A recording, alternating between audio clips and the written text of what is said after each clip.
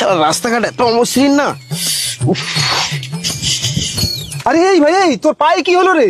আর বলিস না ভাই, রাস্তাঘাট এত অমসৃণ না, আস্তে আস্তে পায়ে এত জোরে হোঁচট লাগলো, প্রচন্ড যন্ত্রণা করছে। ঠিক আছে ঠিক আছে, আস্তে আস্তে বাড়ি চলে যা।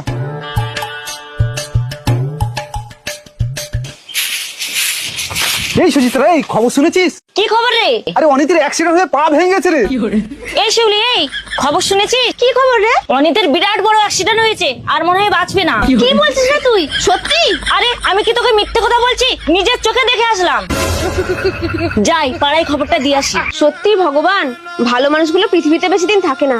কাকিমা, ও কাকিমা, কি হয়েছে রে? খবর শুনেছো? খবর? কি খবর রে? আরে ওপারের পটলের ছেলে অনিতা আছে না, ও তো গাড়ি অ্যাক্সিডেন্টে মারা গেছে।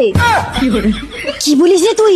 আমি কি তাহলে ভূত দেখলাম? কেন কেন? ও তো একটু আগে আমাদের বাড়ি এসেছিল, এসে ডেটল নিয়ে গেছে।